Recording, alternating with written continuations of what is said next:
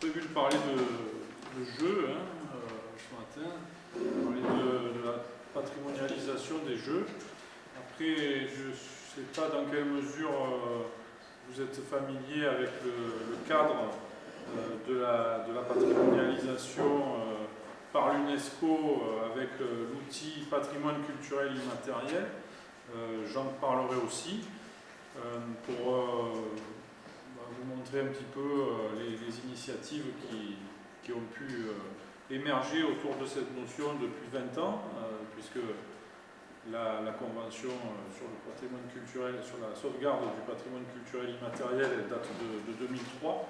Donc on commence à avoir un petit recul d'une vingtaine d'années pour faire un peu un bilan, un diagnostic des actions qui ont pu être réalisées sous cette appellation, enfin à l'aide de cet outil.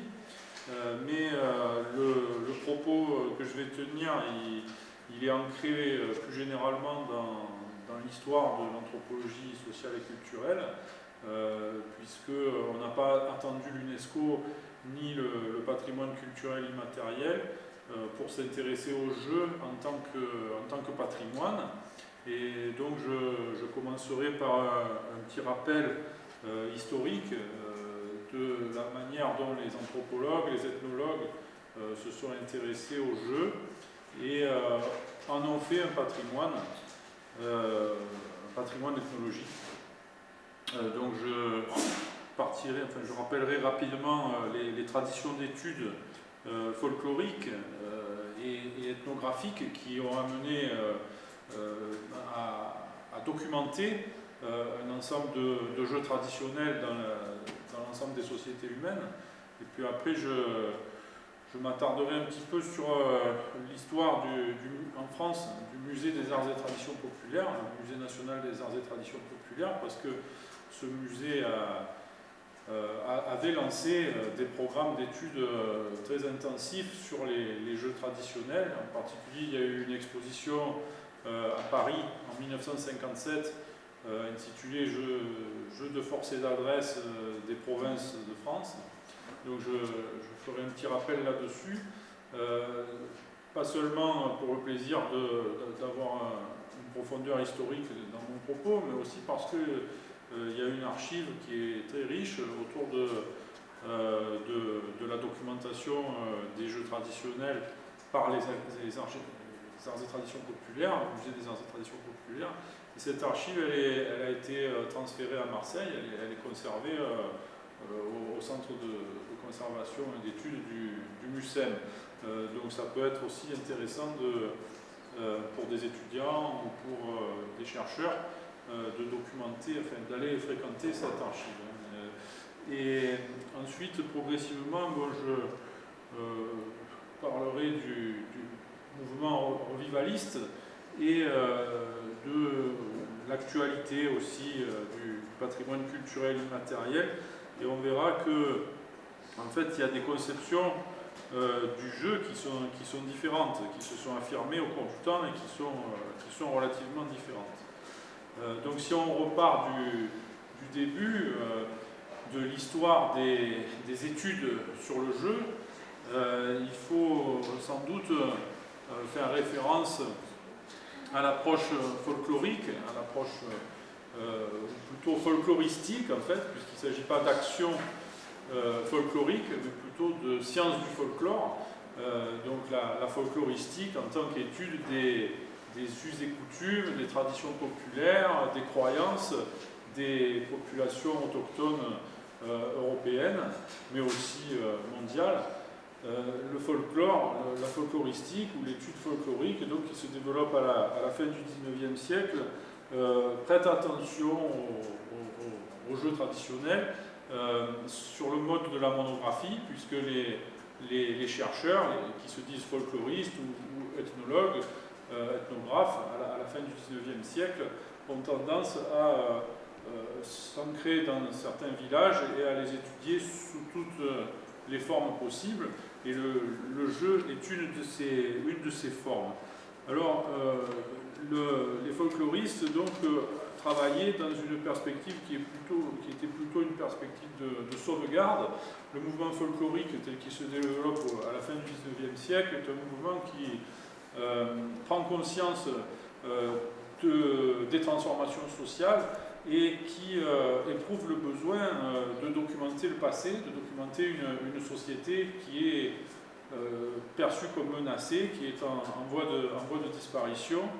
Et la collecte linguistique est un autre volet de cette action des folkloristes au XIXe siècle. Alors, il y a là, pour moi, une première couche de patrimonialisation des jeux, avec des auteurs. Alors en France, ça va être synthétisé de manière magistrale par Arnold van Gennep dans les années 1920-1930. Il va faire un répertoire de l'ensemble des rituels locaux dans l'ensemble des provinces françaises. Et à travers donc, ces études, on trouve des mentions de certains jeux sur lesquels je reviendrai. Alors on doit à ces folkloristes le fait d'avoir développé une typologie des jeux, d'avoir identifié des familles de jeux, et en fonction des milieux naturels où les enquêtes sont réalisées, on va trouver des jeux qui, sur le littoral, sont plutôt des jeux associés donc aux professions de mariniers ou de pêcheurs. À la montagne, on a vu hier les hypothèses concernant l'origine de nos jeux traditionnels actuels dans les pratiques des bergers. En Écosse, un certain nombre de jeux traditionnels sont issus des jeux de bûcherons. Donc il y a des origines socio-professionnelles qui sont parfois assez évidentes et qui sont documentées par ces folkloristes, donc ces premiers ethnographes à la fin du XIXe siècle. Et là, on a donc, je crois, pour cette période, donc fin du XIXe siècle et début du XXe siècle, deux grandes tendances. Une tendance, je veux dire dans l'étude des jeux, une tendance qui est plutôt de classification, de classement. Et en cela, je crois que l'étude folklorique des jeux est très proche de ce que, sur le plan de la littérature orale, on a pu avoir avec les recueils de Arne et Thompson, la classification des contes ou des motifs de mythes locaux. Et puis, une autre tendance qui est moins savante mais plus appliquée, c'est de mettre les jeux au musée. Donc là, on a une patrimonialisation qui est évidente, puisqu'on va constituer des collections. Et ces collections, bon, elles commencent à se constituer avec les premiers musées, dès les premiers musées de société à la toute fin du XIXe siècle et au début du XXe, et puis elles vont ensuite se concrétiser en France, en tout cas dans le grand projet du Musée national des arts et traditions populaires, mais dans toute l'Europe, on va avoir souvent dans ces mêmes années, première moitié du XXe siècle, des musées nationaux de folklore, des musées nationaux d'arts et traditions populaires, de culture populaire. Bon, donc ça, c'est à mon avis à prendre en considération un premier intérêt savant qui va se manifester pour ce domaine des jeux traditionnels. Et on a aussi à cette époque une réflexion théorique qui est assez intense, avec des philosophes ou des anthropologues qui proposent des classifications. Je pense à Roger Caillois dans les années 30 et 40 qui propose une classification des jeux traditionnels avec des jeux de simulacre, des jeux de vertige, des jeux de force, des jeux de hasard. Donc il y a une conceptualisation comme ça du domaine général des jeux avec des types de jeux différents. Et puis à cette époque, ce qui est caractéristique aussi, c'est que le jeu, il va bien au-delà du jeu sportif, sur lequel je me recentrerai plus tard, puisqu'on Ici, bon, on est intéressé aussi par les jeux sportifs traditionnels, une catégorie qu'on peut définir en soi, mais à l'époque dont je parle, au temps des folkloristes, il y a une vision du jeu qui est beaucoup plus extensive, et un chercheur turc qui a ensuite été versé au CNRS après la Deuxième Guerre mondiale, Pertev Boratav, avait proposé en 1960, donc un peu plus tard, une définition générale du jeu dans laquelle il distinguait des jeux intellectuels, les jeux dramatiques et les jeux physiques. Alors ça, c'est intéressant parce que ça permet de montrer que cette catégorie du jeu, non seulement elle est universelle, mais elle est très ouverte, enfin elle a une valence très large, et sous ce terme jeu, on peut mettre beaucoup de choses, parce que si on pense aux jeux intellectuels, évidemment les jeux de société, comme le jeu de cartes que nous avons expérimenté l'autre soir, enfin les différents jeux de cartes locaux, ou les jeux d'échecs, les jeux de dames, tous ces jeux-là bon, sont bien des jeux, hein, et ils ont une histoire, et ils constituent un patrimoine, il existe des variantes locales, donc on pourrait tout à fait focaliser notre attention sur la patrimonialisation des jeux de société, des jeux intellectuels. Une autre catégorie fondamentale, ce sont les jeux dramatiques. Alors dans les jeux dramatiques, on pense à des jeux théâtraux, des jeux de théâtralisation, des performances scéniques. Et là, on rejoint très vite le monde de la fête, qui m'intéresse beaucoup aussi. Donc les fêtes et les rituels traditionnels sont souvent organisés autour de jeux dramatiques, dramatisation de principes opposés, parfois l'hiver et l'été, parfois le bien et le mal, et on va trouver dans toutes les régions d'Europe, souvent, enfin, selon les saisons, des carnavals, des pastorales, des scènes dramatiques, et là on est aussi dans le domaine du jeu, le jeu au sens de jeu scénique, de jeu théâtral, de jeu de performance.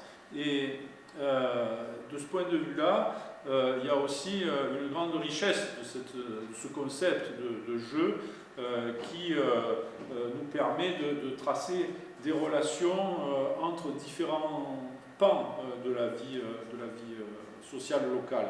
Le contage, la pratique du conte, la littérature orale, s'appuie aussi sur des performances de conteurs qui jouent leur scène.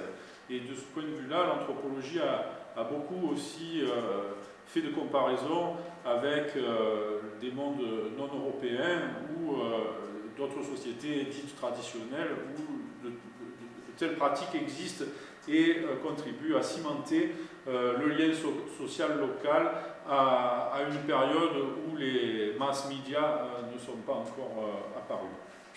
Et puis, il y a donc les jeux physiques, les jeux de force et d'adresse, qui sont associés au sport aujourd'hui, enfin que nous identifions au sport parce que c'est le modèle que nous apprenons sans doute à reconnaître le plus tôt dans notre éducation, mais qui ne peuvent pas être confondus avec des sports, si ce n'est qu'ils relèvent d'une activité physique. De cette première couche de savoir sur les jeux, dont on peut trouver les origines chez les premiers voyageurs, mais aussi les premiers ethnographes et folkloristes, on a ce résultat d'une conception universaliste en fait de la notion de jeu. Je vais prendre l'exemple de l'enquête de 1964 de Dury et Trémaud sur la choule. Quelques images, donc ça je pense que c'est Dury qui interroge un chouleur. Donc la choule, c'est un jeu de ballon picard du nord de la France qui a été documenté. Donc là voilà les ballons. Et puis ça c'est le départ vers le jeu, le départ en musique. Donc là on constate que ces jeux traditionnels, ils sont accompagnés d'une partie culturelle, donc parfois des danses, parfois de la musique. Et donc on a on a alors ce sont il y a des perches comme ça avec des cerceaux qui sont à trouer.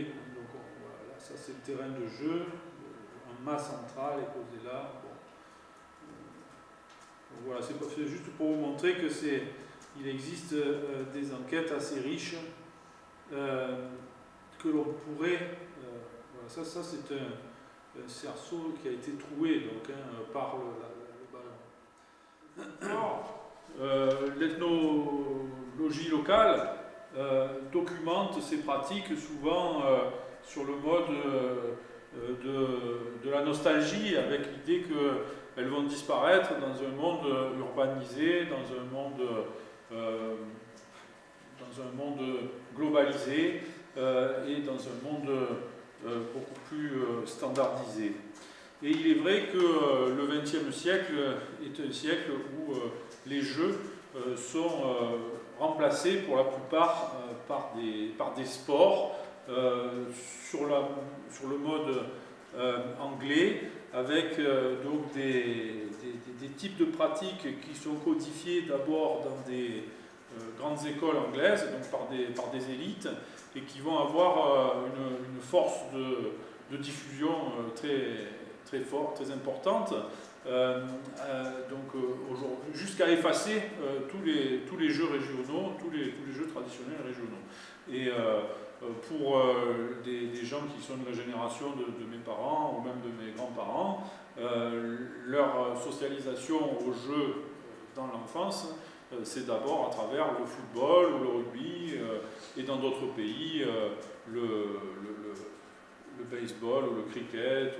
Donc on a une petite série de sports qui émergent, qui s'imposent, et pour des raisons qu'on pourrait expliquer aussi, qu'on a expliqué, qui ont un tel succès qu'ils vont effacer l'ensemble des pratiques locales. Mais cette vague de la modernité sportive, elle va très vite générer un certain nombre de critiques, et à partir des années 1970, dans le contexte de ce qu'on appelle plus généralement le revival folk, le mouvement du revivalisme folklorique, certaines personnes, certains groupes de personnes vont s'intéresser aux jeux traditionnels et vont considérer qu'il s'agit d'éléments patrimoniaux qu'il faudrait conserver. Et à ce titre-là, je crois qu'on peut faire référence ici au concept du chercheur belge Roland Renson, qui a été le premier à forger le néologisme de ludodiversité, et qui donc a commencé à repérer dans les différentes régions la diversité des jeux qui existent. Et de fait, toutes les régions n'ont pas conservé de la même manière leurs jeux traditionnels. Certaines sont restées relativement riches, donc présentent une ludodiversité importante, tandis que d'autres ont complètement oublié leurs jeux traditionnels et sont principalement occupés par les sports modernes, les sports globalisés. Donc le travail de Renson et de son collègue Eric de Vrede au Sportimonium, donc dans un musée consacré aux jeux sportifs traditionnels qui se trouve au nord de Bruxelles, en Belgique. Ce travail s'inscrit dans cette volonté de revitaliser, par la documentation, mais aussi par la pratique, tous les jeux locaux existants. Donc le mouvement du revival folk, c'est un mouvement qu'on peut référer à un texte fondateur, texte d'un économiste américain, Ernst Schumacher, qui publie en 1973, je crois, l'ouvrage Small is Beautiful. Donc c'est un retour, et le sous-titre aussi est parlant, c'est une économie comme si, as if people mattered, comme si l'économie pouvait intéresser tout le monde, même sur le plan local. Donc Schumacher et le Club de Rome, tout un ensemble d'intellectuels des années 70 accompagnent ce revival folk, ce revivalisme folklorique qui va en fait orienter la réflexion vers l'aspect productif de la valorisation des patrimoines locaux et comment en fait du maintien des particularismes culturels peut émerger des meilleures conditions de vie en fait pour les personnes dans des communautés qui ont souvent été lourdement impactées par l'exode rural, par l'industrialisation, par l'urbanisation, par la globalisation. Donc là, on va avoir si vous voulez, à la fois des essais, des façons de repenser les choses en termes de développement local, en termes de néo-ruralisation. Christiane a cité hier l'ouvrage de Jérémy Boissevin sur la revitalisation des rituels européens. Donc ce qui se passe pour l'ensemble des données culturelles, donc la revitalisation des rituels locaux, se passe aussi sur le plan des jeux sportifs traditionnels. Et je crois qu'on peut dire que ce mouvement revivaliste va préparer la jonction avec la notion de patrimoine culturel immatériel qui va se formaliser progressivement dans les années 1990 pour aboutir par la convention de l'UNESCO de 2003 sur la sauvegarde du patrimoine culturel immatériel. Alors, pour ainsi dire, les outils d'analyse de la diversité culturelle se transforment. Aujourd'hui, on parle donc de patrimoine culturel immatériel et non plus de folklore. Le folklore désigne aujourd'hui des formes assez particulières de mise en spectacle des traditions locales, avec le mouvement des groupes folkloriques qui s'habillent dans des costumes régionaux et qui font revivre un passé souvent un peu idéalisé ou un peu fantasmé. Le patrimoine culturel immatériel a une autre valeur puisqu'il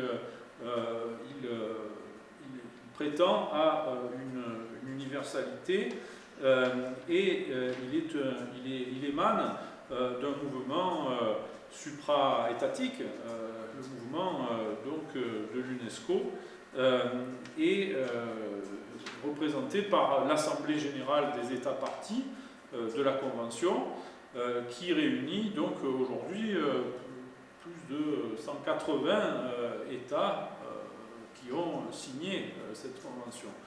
Donc c'est un outil international d'une grande puissance pour amener la prise de conscience de la diversité culturelle et finalement sensibiliser les populations au fait qu'il existe encore une diversité culturelle qui demande à être sauvegardée, qui demande à être protégée, qui demande à être valorisée.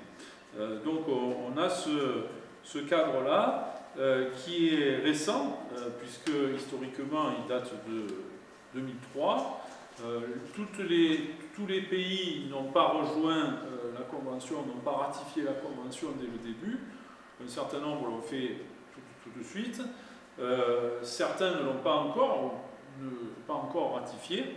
Et non les moindres, puisque ni la Russie, ni les États-Unis, ni l'Australie, ni le Canada n'ont ratifié la Convention, et le Royaume-Uni ne l'a fait qu'en 2024.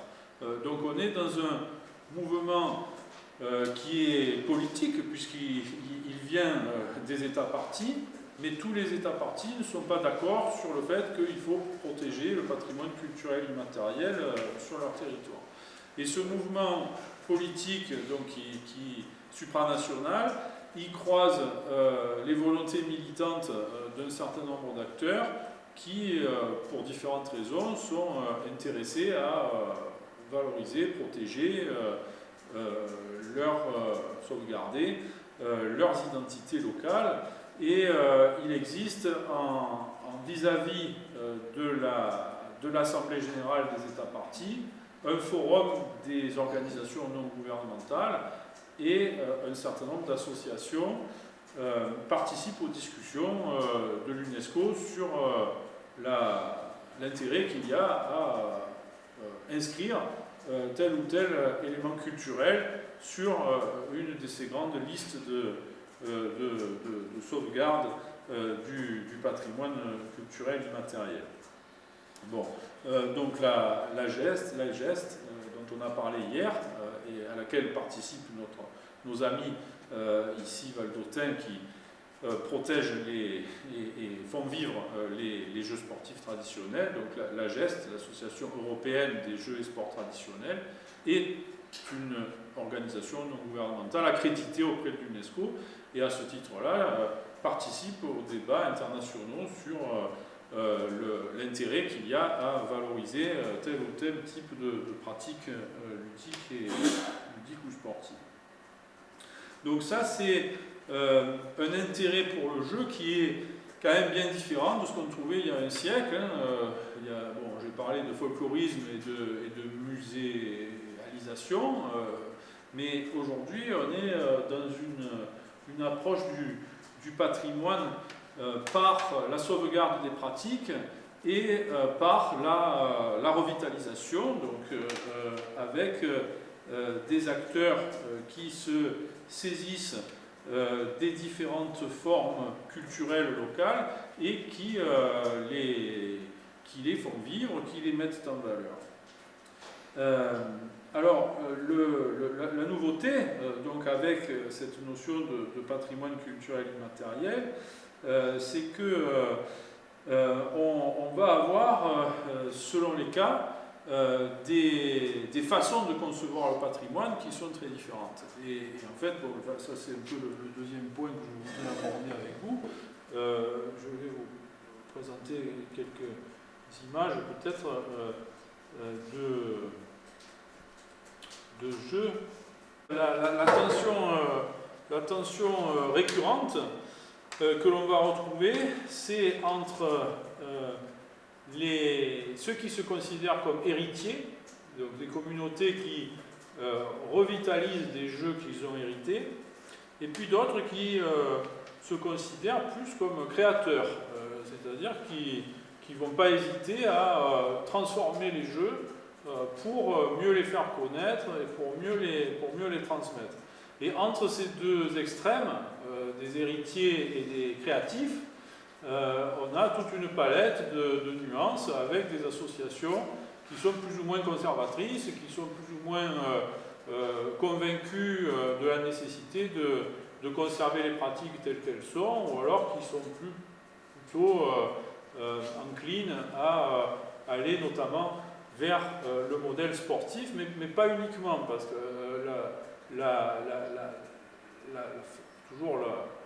cette notion de jeu, sa particularité, c'est toujours d'être tendu entre plusieurs mondes, et en fait on va avoir des acteurs qui se tournent plutôt vers le modèle sportif, donc qui sportivisent leurs jeux traditionnels pour arriver à mieux faire comprendre leur valeur patrimoniale, mais on a aussi des acteurs qui culturalisent ces jeux, donc qui les associent à des événements culturels, parfois à des fêtes, parfois à des rituels, parfois bon. Et puis il y a l'enjeu de l'éducation aussi qui est assez présent. Alors, pour prendre quelques exemples, bon, alors j'ai montré tout à l'heure oui, alors la soule, c'est pas forcément un bon exemple. C'est un jeu de ballon traditionnel qu'on peut placer comme un ancêtre du football ou du rugby, mais c'est pas forcément un bon exemple parce que tous les acteurs ne sont pas forcément très ils n'ont pas forcément envie de patrimonialiser leur pratique. Je suis depuis une quinzaine d'années des joueurs de ces jeux de ballon, de ces jeux de soule, et dans certains cas, il y a une conscience de la notion de patrimoine, mais dans d'autres cas, il y a même un refus parfois. J'ai écrit sur ce cas de joueurs qui revitalisaient le jeu, mais sans patrimonialiser. Donc il n'y a pas une relation automatique entre revivalisme et patrimonialisation. Et pour le cas d'un groupe que j'ai suivi dans le sud-est, donc ici, alors c'est le jeu de soule, tel que je l'ai vu pratiquer dans le sud-ouest de la France, dans les Pyrénées. Donc il y a des enjeux festifs. Ça c'est le rameur, comme on le trouve là, c'est une figure folklorique des fêtes de Bayonne, qui s'est répandue un peu partout, dans les férias. Et là donc on commence par une montée en festivité. On travaille, on organise ça le long d'un week-end. On voit que sur cette image il y a des équipes, il y a des dossards verts, il y a des dossards bleus. Donc ça, c'est quelque chose qui n'existait pas dans les versions traditionnelles, où tout le monde se connaissait et où il y avait deux camps qui s'opposaient. Par exemple, le bas du village contre le haut du village, ou les hommes mariés contre les célibataires, et où on savait très bien qui était qui, et on n'avait pas besoin de dossards, pas besoin d'uniforme, pas besoin de costume. Là, il y a déjà un peu une sportivisation. Et ensuite, alors ce jeu consiste à chasser ce ballon partout dans les champs, dans les bois. Et là, vous voyez ces équipes qui sont dans la rivière, alors accompagnées d'une batucade qui suit les joueurs. Et ensuite, ça se déploie dans des champs de maïs sur plusieurs kilomètres carrés. Ça prend la forme comme d'une course d'orientation où chaque équipe doit passer par un certain nombre de points. Et en fait, il n'y a aucun rapport au patrimoine, dans le sens que ce lieu a été choisi, je veux dire, de manière aléatoire. Il n'y a pas de lien au territoire. Chaque rencontre est organisée dans une région différente. C'est donc itinérant, c'est mixte. Là, on va voir qu'il y a des hommes et des filles qui jouent donc, dans cette variante. Il n'y a pas de terrain de jeu. Hein, on doit traverser des rivières. Et amener le ballon. Je ne sais même pas si on va le voir à un moment, ce ballon. On va amener le ballon. Voilà, là c'est la fin, là c'est la victoire de ce jeu d'une équipe. Et alors, ça c'est donc la rencontre aussi en 2015 dans les Pyrénées de ces joueurs-là qui sont des néo-souleurs, hein, donc des gens qui ont inventé une forme de jeu traditionnel complètement nouvelle. Et c'est la rencontre avec une délégation écossaise qui était d'ailleurs venue présenter ce jeu au Tocati aussi il y a quelques années. Et là on joue l'autre version du jeu, la version écossaise, qui donc est appelée folk football ou handball. Alors ça aussi, parfois handball, parfois football. bon, avec des hésitations très paradigmatiques sur les catégories. Donc le jeu, ça c'est la version anglaise, la version écossaise, dans le village des Pyrénées où était organisé en 2015 ce jeu. Le suivi de cette association permet de comprendre que le rapport à la tradition et au patrimoine n'a rien de nécessaire. On peut être très créatif et néanmoins cultiver un certain rapport au patrimoine de fait, parce qu'après, vous voyez, là, ça c'est une exposition des t-shirts de l'association de chaque année, et ça c'est un film français, La Soule, avec Richard Bohringer et Christophe Malavoie. C'est un film de Michel Sibra qui est sorti en 1989, et dans le discours de cette association de néo-souleurs, de néo-traditionalistes, le film a été un déclencheur qui les a amenés à revitaliser la pratique. Donc ici, la revitalisation n'est pas liée à un héritage transgénérationnel, elle est au contraire liée à la découverte d'un jeu traditionnel par un film.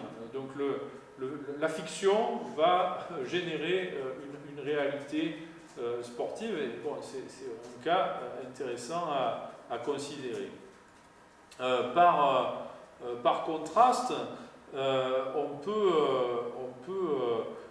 regarder ce type de choses. Alors ça, voilà, ça c'est une expérience que j'ai faite avec mes étudiants dans une maison de retraite à Nantes, où les étudiants qui travaillaient sur la médiation intergénérationnelle par le jeu avaient pour mission de mettre en relation une maison de retraite et une école primaire autour du jeu traditionnel. Et ça a été très productif, d'abord parce que dans la pratique, ça a permis aux enfants d'apprendre à jouer certains jeux traditionnels. Donc ici, on a un exemple de jeu de quilles bretonne, qui est avec une association de démonstration de jeux traditionnels qui montre comment on joue à ce jeu. Et dans le public, on va trouver donc des enfants qui apprennent à jouer, et puis des personnes âgées. Et là, on a travaillé avec des psychologues de mon université sur les aspects cognitifs et le fait que la pratique des jeux traditionnels était vertueuse pour la remémoration et pour l'activation de la mémoire chez des personnes atteintes de maladies Alzheimer ou autres.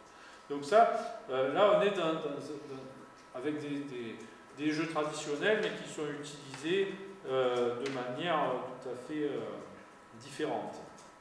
Voilà le palais breton qui est utilisé dans ce même cadre, et puis des jeux de boules et des jeux alors ça c'est la grenouille, c'est un jeu de café de kermesse qui est beaucoup plus qui est un petit peu différent, qui n'est pas vraiment un jeu de force. Le billard hollandais, donc on a des jeux aussi de ce type-là qui sont adaptés et qui sont mis à la disposition des enfants dans un cadre éducatif. Ici, c'est un festival de jeux traditionnels qui est organisé par la région Occitanie et qui a pour nom Total Festum. Donc c'est une rencontre de jeux traditionnels qui invite à la fête, avec donc ici des exemples de jeux de quilles qui font partie du corpus traditionnel. La lutte, mais vous voyez qu'ici on a des aménagements qui sont tout à fait contemporains avec ce tatami, ces costumes, enfin ces costumes sportifs. Ça c'est le jeu du tambourin, c'est un jeu languedocien aussi qui, d'une certaine manière, enfin qui est souvent comparé au tennis. Qui est un jeu sportivisé, enfin partiellement sportivisé. Donc ces jeux du patrimoine sont nombreux, et là la rame traditionnelle, donc ça c'est les courses de bateaux sur le littoral méditerranéen. Et puis quelque chose de très important, ce sont les joutes aussi, hein, les joutes nautiques. Donc là il en existe sur l'ensemble du littoral méditerranéen de Nice à Narbonne. Et on a une documentation assez riche du point de vue historique. Et là, le but, c'est donc les deux, on va le voir, les deux jouteurs sont placés sur ces plateformes là qu'on appelle les tenten. Et voilà, au moment où ils se croisent, il se donne un coup de lance et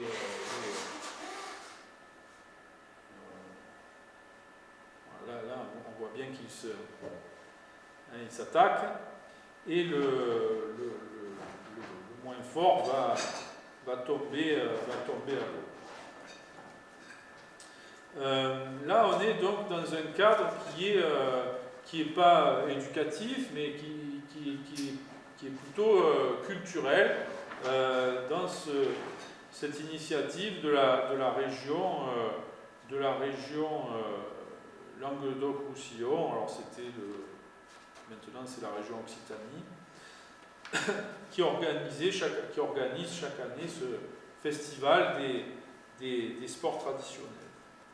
Alors, voilà donc différentes modalités de pratique, plus ou moins sportivisées, plus ou moins... Ça c'est intéressant aussi, c'est pour s'entraîner au tambourin, à ce sport régional là, donc avec une cible qui est floquée aux armes de la région et du ministère de la Santé et des Sports, secrétariat d'État au sport. Bon. Donc après, il y a plusieurs manières de traiter ce matériau. On peut soit accompagner ces tentatives de revitalisation, mais on peut aussi les critiquer. Parce qu'en réalité, ce qu'elles illustrent, toutes ces tentatives-là d'adapter des jeux traditionnels à la modernité, c'est un certain nombre de tensions entre le cadre formel et la réalité des pratiques. Et si on revient à la question de la Convention du patrimoine culturel immatériel, en fait c'est toujours une histoire de tension entre les valeurs que la Convention veut promouvoir et la réalité vécue par les communautés des pratiques dont il est question. Il faut savoir que pour entrer dans la liste des éléments qui sont inscrits par l'UNESCO au titre du patrimoine culturel immatériel, il faut remplir un cahier des charges, hein, et donc répondre à un certain nombre de réquisites, un certain nombre de demandes qui sont faites par l'institution. Et parmi ces demandes, il y a notamment la question de l'inclusivité qui peut s'opposer à certaines caractéristiques des jeux traditionnels locaux qui étaient plutôt exclusivement réservés à un certain nombre de personnes ou à certaines... Je veux dire, si le jeu de Soule traditionnel il est réservé uniquement aux hommes et si il faut qu'il oppose les hommes mariés contre les hommes célibataires ou les hommes d'un village contre les hommes de notre village, on comprend d'abord que les femmes sont exclues, que les gens qui viennent d'autres villages, s'ils se présentent, il faut les associer à un côté ou à un autre. Et qu'est-ce qu'on fait des gens qui ne sont pas mariés, qui vivent maritalement mais qui ne sont pas mariés dans le cas, donc ça c'est le cas de Tricot, où on a eu beaucoup de discussions en Picardie, dans le jeu de Soule qu'on connaît dans cette région, pour savoir, bon alors, est-ce qu'aujourd'hui que les gens ne se marient plus, mais s'ils vivent maritalement, s'ils ont des enfants, est-ce qu'on les met du côté des gens mariés ou pas des gens mariés? En Écosse, j'ai rencontré des variantes de jeux où on associait tous les gens qui venaient de l'extérieur à une équipe ou à une autre. Donc là, c'est le jeu du folk football de Kirkwall, dans les îles Orcades. On a un principe de division de la population avec les uppies et les downies, ceux du haut et ceux du bas. Mais à l'origine, c'était des gens qui étaient nés dans le quartier du bas du village, qui se battaient tous les ans contre ceux qui étaient nés dans le haut du village. Maintenant, on me disait, dans l'enquête, on m'explique qu'on est à l'hôpital, alors on va dire c'est parce que c'est la famille qui habitait dans le haut du village ou la famille habitait dans le bas du village. Mais pour les étrangers, comme moi quand je suis arrivé, on m'a dit tu es arrivé par l'avion, alors tu es uppie, tu viens d'en haut. Si tu étais arrivé par le ferry, par la mer, tu serais downy. Après on m'a dit tu as loué une maison dans le côté haut du village, donc c'est définitivement tu fais partie des uppies. Et évidemment ces principes qui étaient des principes de division simples et qui permettaient aux sociétés traditionnelles de se reconnaître, d'interpréter le monde et de construire une identité à partir de la localité, ces principes donc, sont mis à mal par la globalisation et par la mobilité généralisée des personnes. Donc l'inclusion peut être recréée, mais ce n'est pas la même chose que si elle procède de la nature du jeu et du terrain, évidemment. Une autre valeur qui est spécifique à l'UNESCO, et qui s'est beaucoup développée aujourd'hui, c'est l'écologie et le développement durable. Parce qu'aujourd'hui, une pratique traditionnelle qui demande à être inscrite sur la liste de sauvegarde ou liste représentative du patrimoine culturel immatériel, c'est une pratique qui doit être écologiquement responsable et répondre aux objectifs globaux du développement durable. Mais évidemment, ce n'est pas toujours le cas. Donc comment faire pour concilier les traditions les plus authentiques avec le cadre formel que constitue la Convention internationale. Et évidemment, beaucoup d'ethnologues actuellement, beaucoup d'anthropologues ont rejeté la Convention de l'UNESCO en disant qu'elle était artificielle et qu'elle a mené les pratiques à se transformer. Finalement, la patrimonialisation peut être un vecteur de transformation des pratiques. Et si on liste les critiques, alors elles sont nombreuses. Moi, j'ai plutôt une perspective d'accompagnement des politiques publiques de la culture dans mon pays, et j'ai participé à l'inventaire des jeux traditionnels sportifs au titre de la Convention du patrimoine culturel immatériel. Mais beaucoup de mes collègues anthropologues refusent de participer aujourd'hui à la patrimonialisation au prétexte que cette patrimonialisation serait contraire à l'aspect naturel finalement des pratiques sociales. On peut effectivement constater que de nombreux problèmes émergent lorsque on essaye de faire coïncider une pratique traditionnelle avec la grille de lecture que constitue la notion de patrimoine culturel immatériel. Et lorsqu'on essaye de réaliser une fiche d'inventaire, on est obligé d'oublier un grand nombre de caractéristiques qui faisaient pourtant le sens des sociétés traditionnelles. La première trahison, en fait, par rapport à une pratique traditionnelle, c'est l'écriture.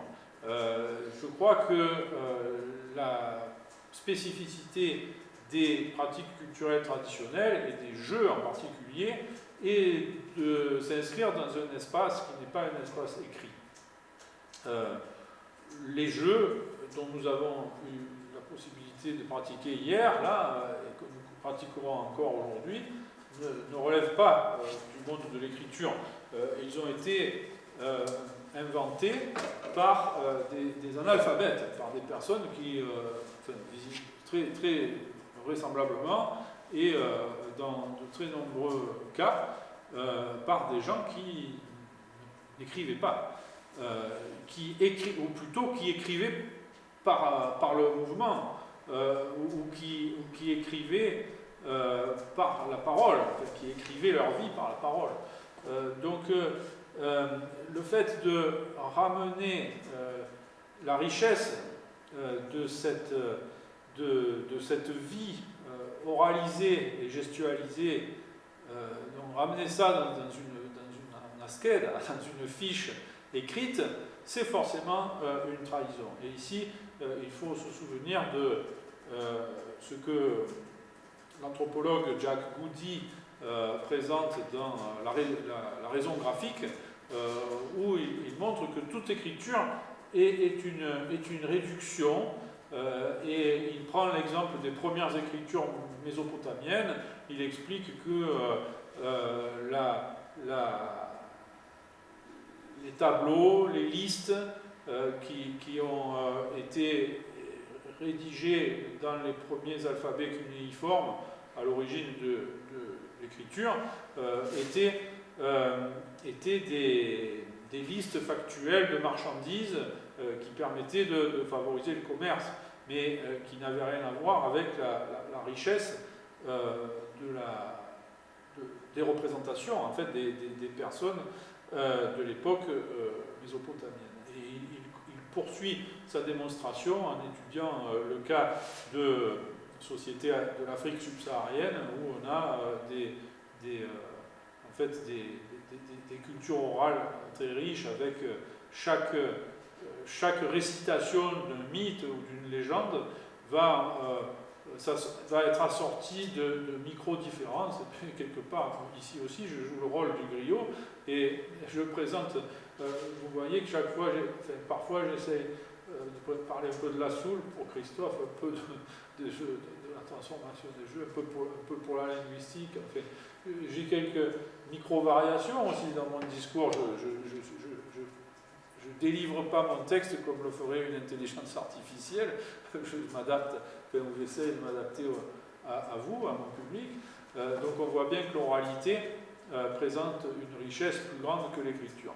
Et ça, évidemment, ça nous jette quand même, du point de vue anthropologique, dans une grande perplexité, parce qu'on peut considérer que les gens d'avant l'écriture étaient plus riches intérieurement que nous. et que peut-être que sans le cadre de l'écriture, nous aurions une approche beaucoup plus imaginative, beaucoup plus poétique de notre environnement. Et là, bon, je ne vais pas vous parler de Gaston Bachelard, de Gilbert Durand et de l'école de l'imaginaire, hein, mais quelque part, il faut quand même avoir ça en tête, quoi, que peut-être, sans l'écriture, nous serions plus riches. Peut-être. Et donc, une critique, à mon avis, qui est la plus forte vis-à-vis de la patrimonialisation, vis-à-vis de la convention de l'UNESCO et de la mise en fiche des cultures traditionnelles, c'est ça, hein, c'est qu'on va obliger chaque culture à rubriquer, à rentrer dans des rubriques standards, donc c'est définition, transmission, mode de sauvegarde, enfin c'est les rubriques de la fiche UNESCO. Et puis après, il y a d'autres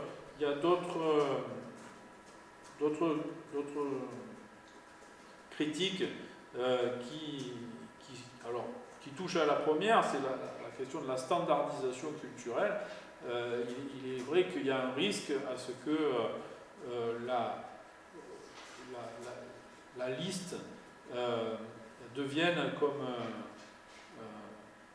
une grille de lecture normée des réalités locales. Et puis les autres critiques, donc là, moi je ne suis pas tout à fait sur la même longueur d'onde que Christian, par exemple. Christian Bromberger, il a écrit un article en français qui est intitulé « Le patrimoine immatériel entre ambiguïté et overdose », où il dit il prend l'exemple de l'Iran et il explique que alors il prend l'exemple du théâtre, hein, des jeux scéniques du Nouvel An iranien, du Newrouz. Et donc il explique qu'il y a une manipulation politique, une manipulation avec une édulcoration, il utilise des mots assez forts en 2014, édulcoration, aseptisation, stéréotypification. Donc là aussi, c'est des critiques qu'il faut prendre en considération parce que elles sont fondées.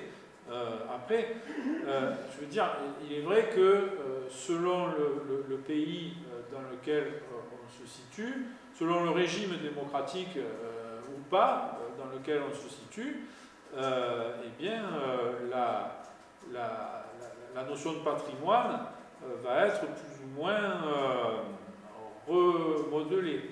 Et pour les jeux, en fait, on peut prendre différents exemples. J'ai refusé l'an dernier de me rendre à un festival de jeux traditionnels en Turquie parce que j'ai compris que le patronage était effectué par le fils de Recep Erdogan et j'ai pensé que c'était un problème éthique. J'ai refusé de participer à une action de recherche avec la Ligue arabe sur la valorisation des jeux traditionnels. C'était en apparence un très beau projet, mais qui était très soutenu par les Émiratis dans un sens de vision très en fait, c'est comme on parle de greenwashing, je crois qu'il y a cultural washing aujourd'hui. On peut utiliser facilement ces données culturelles pour apaiser, pour éviter de regarder en face les problèmes que la société rencontre. Problèmes de chômage, problèmes de difficultés psychologiques personnelles, problèmes de désaffiliation, problèmes de... je veux dire, le patrimoine peut être aussi utilisé de cette manière-là et il faut y faire attention. Une autre possibilité de dérive, c'est l'instrumentalisation économique. Donc, sur le politique, je pourrais parler encore longtemps parce que on avait fait une rencontre à Göttingen pour constater les différences qui existent entre la perception de la patrimonialisation dans un pays unitaire comme la France, dans un pays fédéraliste comme la Suisse cantonale ou des fédéralistes allemands, et on avait constaté qu'il y avait beaucoup de différences, ne serait-ce que pour le choix des éléments à inscrire. En France, les régions n'ont pas leur mot à dire. C'est directement le ministère de la Culture à Paris qui décide. En Italie, c'est le cas aussi. C'est le BIBACT qui, en dernière analyse, même s'il peut y avoir des propositions régionales, il n'y a pas de corps régional qui examine les candidatures. En Suisse ou en Allemagne, le modèle fédéral exige que chaque candidature soit proposée directement par les Länder ou par les cantons. Donc là aussi, c'est intéressant de voir que le patrimoine dépend de la variable politique. Sur le plan économique, c'est encore donc d'autres choses, avec le risque d'une instrumentalisation touristique, le risque d'un impact sur l'économie locale, de la patrimonialisation, et on doit réfléchir, on devrait réfléchir, on ne réfléchit pas tout le temps assez, mais on devrait réfléchir sur comment articuler patrimoine immatériel et les autres patrimoines. Alors, autour du jeu, il y a eu dans l'ouest de la France une réflexion sur les lieux qui sont des bâtiments aussi, où l'on pratiquait la boule de fort, en Vendée et dans le Maine-et-Loire, en Anjou. Donc là, il y avait cette réflexion sur le jeu en tant que jeu, et puis les espaces de jeu qui sont un peu autre chose. Donc peut-être on parlera demain un peu plus. Donc on doit évidemment être attentif à ce que le patrimoine fait à la culture et à ce que la patrimonialisation d'un jeu peut induire en termes de positionnement des populations par rapport à leur propre culture. Parce que si on traite un jeu comme un patrimoine, alors on va avoir une diffusion des représentations de ce jeu et éventuellement à terme leur transformation. Dans le cas dont nous occupons ici, Rebata ou Fiolet, c'est intéressant de savoir comment les gens se représentent le jeu sportivisé. Le petit fascicule que vous avez distribué hier m'a beaucoup intéressé. Il faudrait aller voir les joueurs et leur demander quel est leur sentiment de se retrouver sur des palmarès de cette manière-là, ou en photographie en tant qu'équipe. Parce que ça, c'est un mode de présentation abstrait, d'une certaine manière, où les gens sont égalisés sur une liste. Dans la dernière page, là, il y a tous avec les points, il y a le palmarès. Qu'est-ce que ça fait au jeu, ça? Quel est l'effet? De la même manière, on pourrait travailler ici sur une étude de public et de l'appropriation de l'exposition qui est actuellement ouverte sur le Fiolet. Ce serait intéressant de comprendre ce que l'exposition fait au jeu, donc ce que le patrimoine fait au jeu.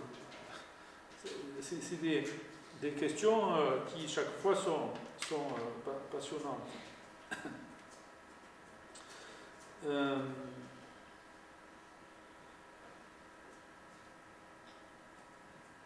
Donc voilà, je ne sais pas si vous... Qu'est-ce que je peux vous dire encore là-dessus? Oui, peut-être vous parler aussi de mon propre positionnement un peu plus. Alors je dois renvoyer à des articles que j'ai publiés qui sont en ligne, mais par rapport à ces critiques qui sont très courantes, je propose autre chose.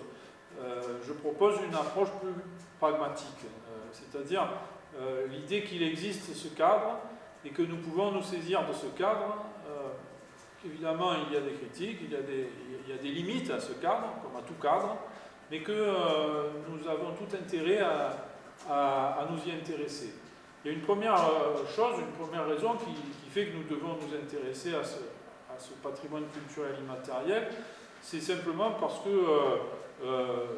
ayant une conscience culturelle, soit parce que nous sommes acteurs culturels nous-mêmes, soit parce que nous sommes spécialistes d'un domaine du patrimoine culturel immatériel, il est important d'être présent sur le terrain. Peut-être que, je ne sais pas jusqu'à quel point vous êtes familier de cette notion, mais il y a 5 domaines dans le patrimoine culturel immatériel. C'est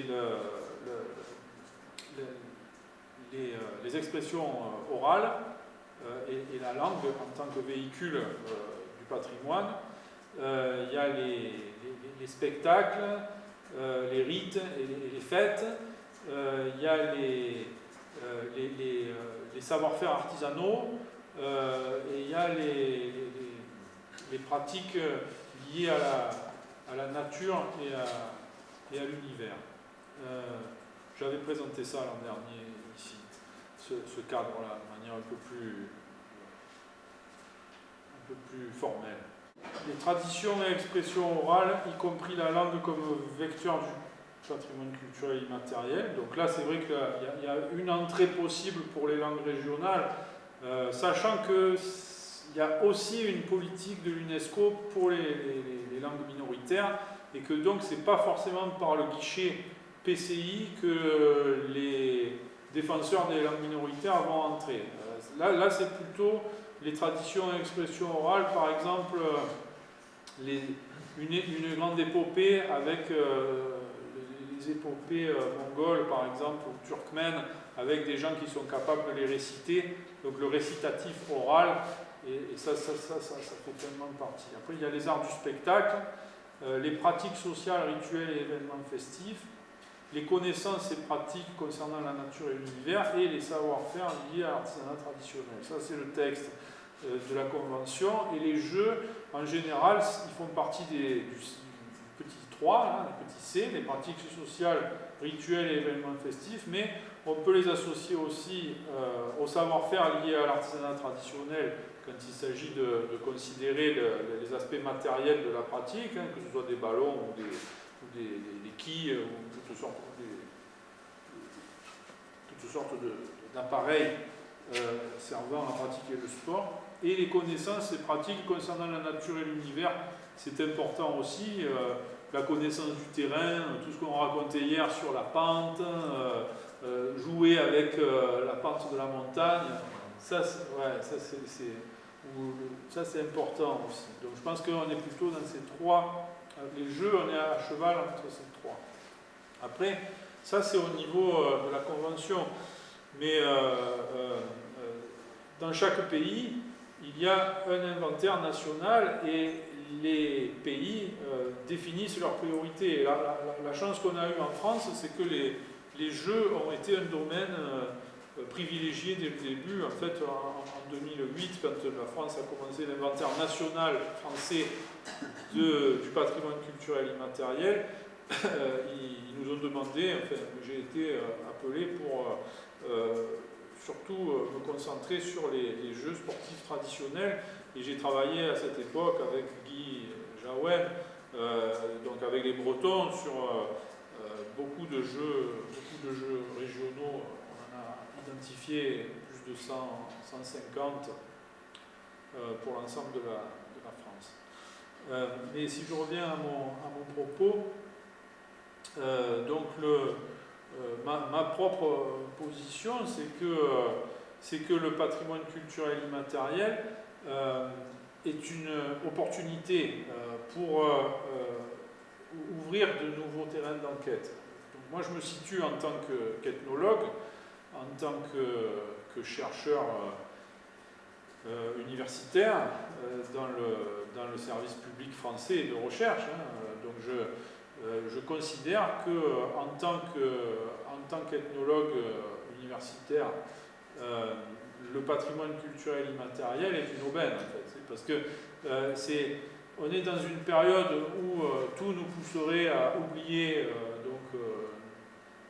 ce type de pratique.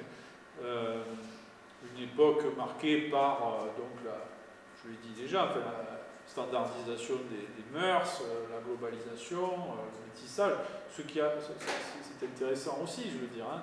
Mais qu'est-ce qu'on fait de la tradition dans ce monde-là et pourquoi la tradition prend une valeur aussi importante aussi dans le monde contemporain. Et donc le PCI, le patrimoine culturel immatériel, arrive comme ça par les institutions et vient percuter la société civile. Et l'ethnologue, il a tout à gagner à regarder comment ça se passe.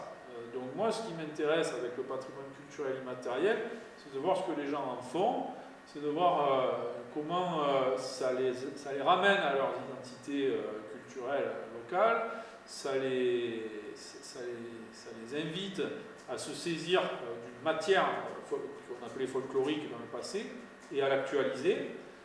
Donc ça, c'est important.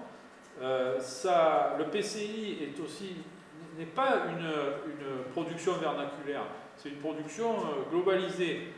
Donc ça nous informe aussi de la manière dont les communautés locales se confrontent à cette culture globale qui essaye de leur parler de leur propre spécificité locale.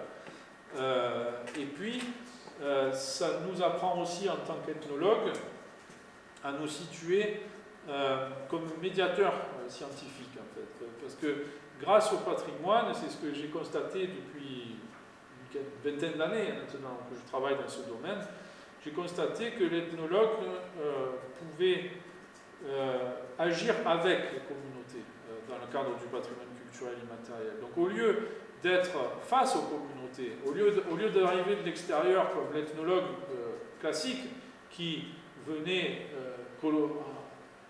en colon en fait, hein, ou qui avait une perspective qui s'inscrivait souvent dans le cadre des empires coloniaux, l'ethnologue au XIXe siècle, hein, ou le folkloriste, il faut bien penser qu'il vient, il documente comme le botaniste documente des espèces naturelles. Donc il regarde ça à la loupe et il ne donne pas la parole aux enquêtés. Il rapporte leurs coutumes, il objective ce qu'ils sont et il le rapporte vers lui. Avec le patrimoine culturel immatériel, c'est impossible de travailler de cette manière-là en vis-à-vis, de travailler face à l'enquêté. On est obligé de travailler avec l'enquêté face à cette exigence ou cette proposition, on va dire, globale de patrimonialiser. Donc c'est ça, moi, qui me porte, en fait, hein, dans cette étude de la patrimonialisation, c'est que c'est une étude qui permet d'entrer en dialogue de manière beaucoup plus cohérente avec les enquêtés. Et l'ethnologue devient médiateur. Donc on n'est plus dans une posture d'étude de quelqu'un, mais on travaille avec la communauté pour faire surgir une mémoire, faire surgir des volontés parfois créatives, comme je l'ai montré, de s'adapter à la modernité et de transformer son environnement local. Donc il y a des questions qui sont épistémologiques, hein, c'est-à-dire qui concernent la manière dont on regarde l'autre, parce que le fond de la discipline, de l'ethnologie, c'est le regard sur l'autre, comment on regarde l'autre. Et quand on fait partie de l'autre, comme ça, et qu'on est confronté à la question de la patrimonialisation, ben on est amené à transformer un peu ce regard. Voilà, parce que la participation des communautés, c'est aussi une condition de reconnaissance du patrimoine. Donc l'ethnologue se retrouve dans la position favoriser la participation des communautés. Et en dernière analyse, là, il y a des enjeux qui sont proprement politiques parce qu'ils concernent la démocratie participative, en fait. C'est derrière ce grand chapeau patrimoine, moi j'ai envie de croire qu'il y a une invitation qui consiste à nous ressaisir de nos endroits, de notre localité et du lien social à l'échelle locale. Et c'est pour ça que je ne suis pas en phase avec mes collègues hyper critiques qui ont tendance, de manière un peu populiste, en fait, à dire ah, l'UNESCO, ça vient d'en haut, c'est politique, c'est de la manipulation, c'est encore quelque chose qui vient de l'extérieur. Je pense que c'est dommage de limiter. Enfin, je crois qu'on aurait plutôt besoin de plus d'instruments internationaux, d'instruments de régulation et de politique publique internationale pour éviter un certain nombre de conflits qu'on rencontre malheureusement aujourd'hui. Bien, donc je ne sais pas si peut-être je peux arrêter là et